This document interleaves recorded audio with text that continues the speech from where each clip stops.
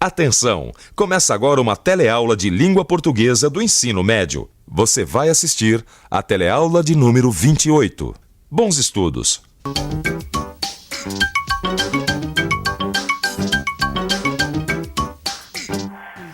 A outra tá certa.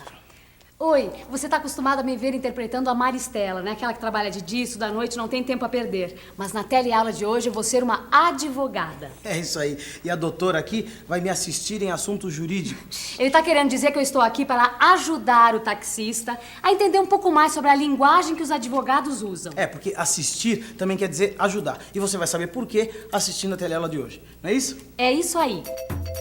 A teleaula de hoje é a primeira de um novo módulo do curso de língua portuguesa. Nós vamos acompanhar a história de um advogado. Vamos entender melhor a linguagem que esse tipo de profissional usa para se comunicar. E vamos usar essa história para aprender como usar os verbos do jeito certo na hora de escrever. Pronto para começar? Então se liga aí que eu já vou ligar o taxímetro aqui. Simbora, doutora! Muito obrigada.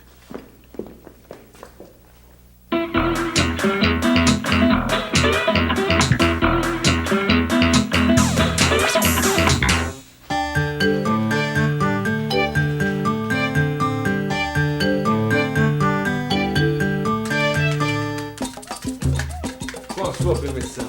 Ih, tá caindo no samba, Alencar. Gostaram da participação especial? Ih, mais um sambista. Já não chega o vizinho?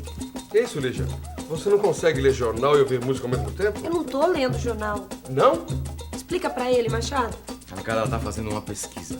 Pesquisa? É pesquisa. Tô vendo se eu acho alguma notícia aqui no jornal pra vocês transformarem em história. Ah, que bom. E já encontrou alguma coisa? Não, também com esse batuque infernal, né? Ah, que isso. Até que os caras são afinadinhos, vai. Bom, pode até ser. Mas se continuar assim, eu vou acabar processando esses caras. Igual o homem dessa notícia aqui, ó. Processou a ex-mulher pra não pagar pensão. Como é que é?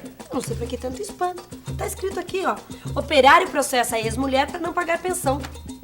Isso aí dá uma boa história, Alencar. O que você acha? Claro, olha só a pesquisa funcionando. Pô, a gente podia escrever uma história onde o personagem principal é um advogado. Doutor Danilo Peçanha. Advogado de ações cíveis e trabalhistas. É isso aí.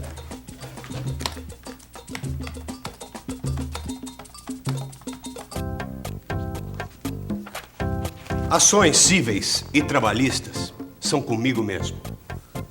Doutor Danilo Peçanha, advogado. Você pode achar que eu falo meio esquisito, mas é assim mesmo que a gente se comunica em linguagem jurídica. Essa linguagem jurídica parece até uma outra língua, não é mesmo, doutora? Bom, a senhora sabe disso melhor que eu. A senhora é advogada, né?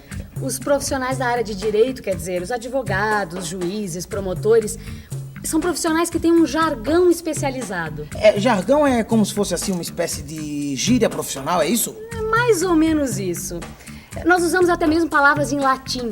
Ah, por isso que a teleaula de hoje tem esse nome complicado. Como é que é mesmo? Data venia, que quer dizer com sua permissão, com todo respeito. Com todo respeito pelo trabalho de vocês, Machado, como o homem da notícia, aquele que processa a ex-mulher, como ele entra na história? Você conhece o Bel Machado? Ele vai transformar o tal do cara em cliente do Dr. Peçanha. Acertei? Na mosca. E o nome dele é Jorge. Meu nome é Jorge e conforme eu estava explicando aqui para o Dr. Peçanha, o meu problema é que a minha mulher está num emprego muito bom. Bom mesmo. Mas, ô Jorge... Um momento só, doutor. Como eu ia dizendo, ela está ganhando bem já faz tempo. E só agora eu fiquei sabendo disso. E eu sustentando ela esse tempo todo. Tá certo isso, doutor? Inusitado. Vamos ver se eu entendi. Será que o senhor disse que o problema é sua mulher ter um bom emprego e ganhar bem? Bom, ela não é mais minha mulher, graças a Deus. Agora é ex-mulher. Ah, vocês estão legalmente separados? Estamos sim, doutor. Separação no papel, nos conforme da lei, tudo certinho. Ah, agora eu começo a entender. A sua ex-esposa, da qual o senhor está separado judicialmente, não obstante esteja empregada, continua usufruindo da pensão alimentícia. É isso, Jorge? O senhor falou de um jeito meio complicado, mas acho que é isso mesmo. Se é isso mesmo, por que é que o advogado tem que falar desse jeito complicado? Só porque é doutor? Mas é assim que advogado fala, Alencar. Pra eles é costume falar desse jeito. É verdade, Alencar. Esse pessoal que mexe com leis tem que falar desse jeito. A gente diz, por exemplo, que o Jorge e a ex-mulher dele estão separados no papel. Mas um advogado diz que eles estão separados judicialmente. É assim que os advogados estão acostumados a falar. Mas a senhora se acostumou fácil a falar do jeito difícil dos advogados, doutora? Não foi difícil, não. É, porque advogado tem que falar bem o português, não é verdade? Não se trata de falar bem ou mal o português. Um advogado deve sim conhecer bem a gramática. Ele deve saber usar corretamente a gramática, tanto para falar como para escrever. Que coisa, hein? Mas falar do jeito da gramática é muito diferente de falar do jeito que a gente fala normalmente? Nem sempre. Às vezes a diferença é muito pequena. É, então, dê um exemplo. O verbo obedecer, por exemplo. Vamos ver um exemplo com o verbo obedecer, que aparece no caso do nosso amigo Jorge aqui. Pode continuar sua história, Jorge. Como eu ia dizendo, doutor, a minha ex-mulher deve estar ganhando mais do que eu. E ainda continua levando os 20% que o juiz mandou. Eu obedeço o juiz em tudo.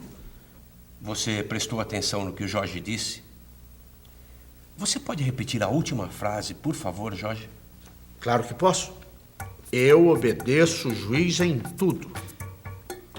Se o Jorge fosse dizer isso seguindo as regras da gramática, o certo seria dizer: eu obedeço ao juiz em tudo. Viu? No dia a dia, a gente diz: eu obedeço o juiz em tudo, e não tem problema nenhum. Mas se você quiser falar corretamente, como manda a gramática, o certo seria dizer: eu obedeço ao juiz em tudo. É mesmo?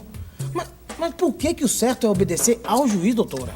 Porque obedecer é um verbo transitivo indireto.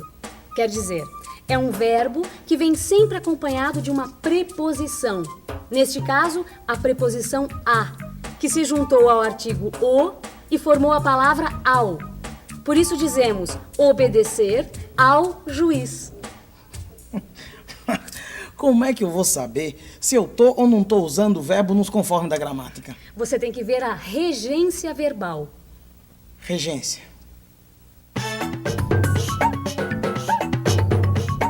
Aqui no dicionário tem uma porção de significados para a palavra regência, mas o que mais interessa para nós é este aqui.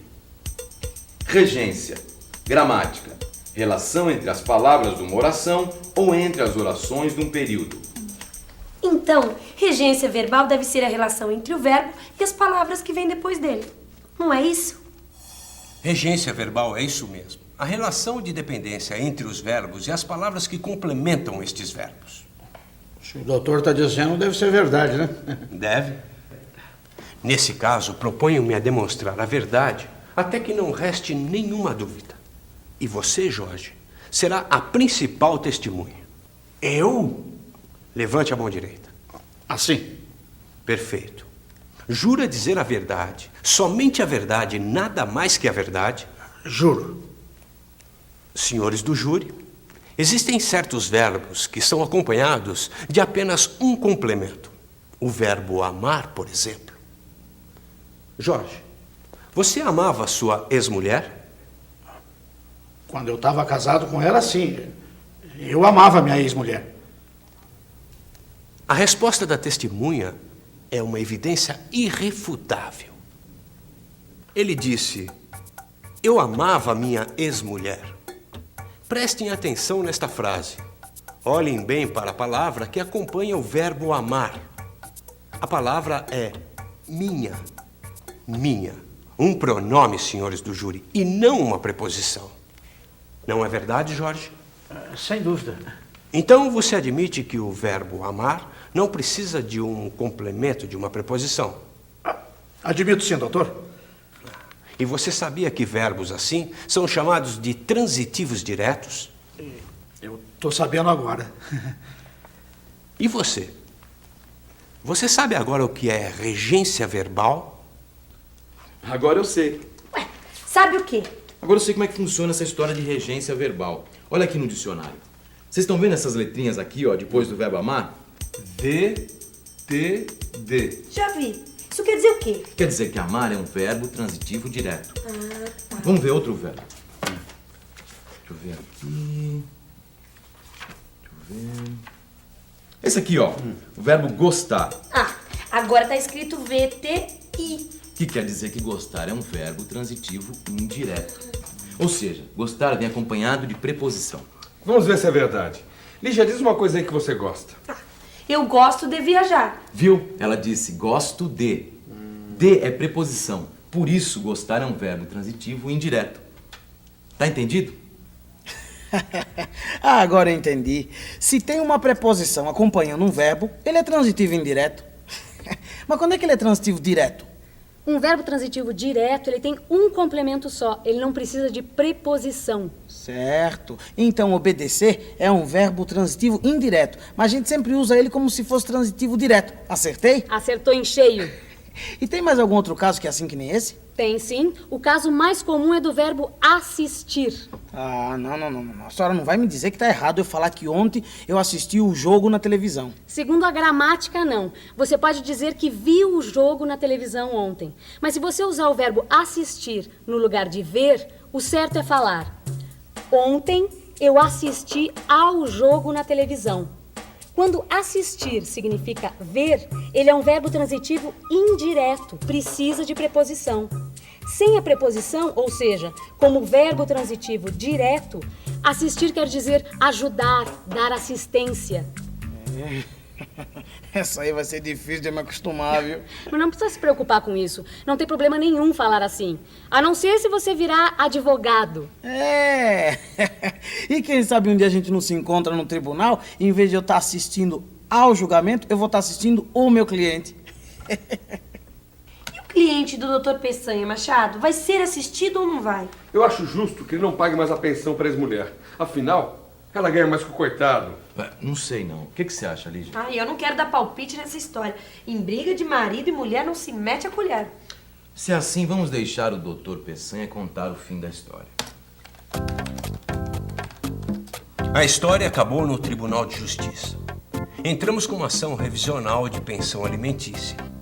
Baseado no fato de meu cliente não ter filhos com sua antiga esposa e nos testemunhos que confirmavam que aquela senhora dispunha de condições financeiras para manter-se, sem depender da pensão que lhe pagava o ex-marido, o juiz decidiu em favor de Jorge.